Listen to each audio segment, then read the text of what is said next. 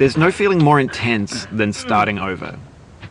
If you deleted your homework the day before it was due, as I have, or if you left your wallet at home and you have to go back after spending an hour in the commute. If you won some money at the casino and then put all your winnings on red but it came up black. If you got your best shirt dry cleaned before a wedding and then immediately dropped food on it.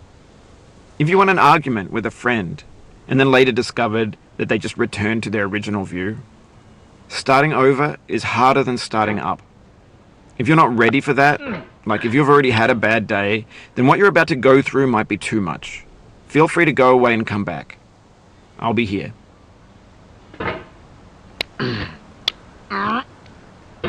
Alright, thanks for coming with me on this trip.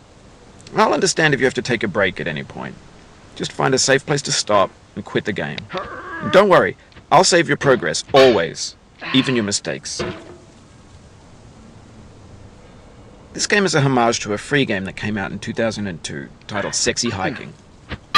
The author of that game was Jazzuo, a mysterious Czech designer who was known at the time as the father of B games. And B games are rough assemblages of found objects. Designers slap them together very quickly and freely, and they're often too rough and unfriendly to gain much of a following. They're built more for the joy of building them than as polished products. In a certain way, Sexy Hiking is the perfect embodiment of a B game. It's built almost entirely out of found and recycled parts, and it's one of the most unusual and unfriendly games of its time. In it, your task is simply to drag yourself up a mountain with a hammer.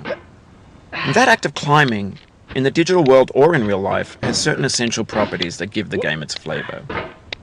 No amount of forward progress is guaranteed. Some cliffs are too sheer or too slippery. And the player is constantly, unremittingly in danger of falling and losing everything. Anyway, when you start Sexy Hiking, you're standing next to this dead tree that blocks the way to the entire rest of the game.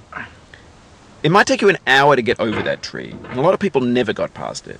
You prod and you poke at it, exploring the limits of your reach and your strength, trying to find a way up and over. And there's a sense of truth in that lack of compromise. Most obstacles in video game worlds are fake. You can be completely confident in your ability to get through them, once you have the correct method, or the correct equipment, or just by spending enough time. In that sense, every pixelated obstacle in Sexy Hiking is real. The obstacles in Sexy Hiking are unyielding, and that makes the game uniquely frustrating. But I'm not sure Jazzuo intended to make a frustrating game. The frustration is just essential to the act of climbing, and it's authentic to the process of building a game about climbing. A funny thing happened to me as I was building this mountain. I'd have an idea for a new obstacle, and I'd build it, test it, and it would usually turn out to be unreasonably hard. But I couldn't bring myself to make it easier. It already felt like my inability to get past the new obstacle was my fault, as a player rather than as a builder. Imaginary mountains build themselves from our efforts to climb them, and it's our repeated attempts to reach the summit that turns those mountains into something real.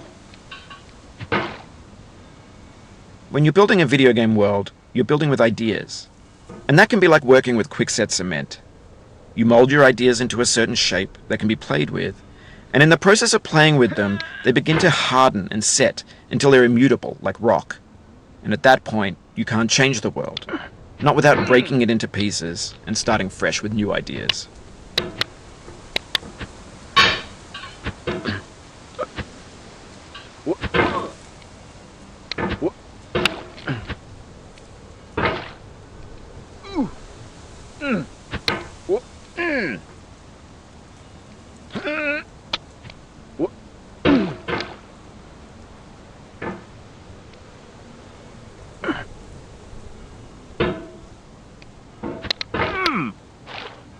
Oh, you just lost a lot of progress.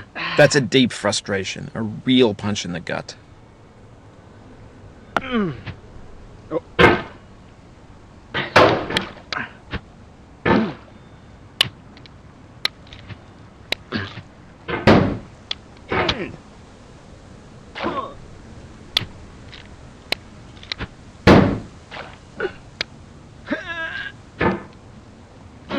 Oof, sorry about that.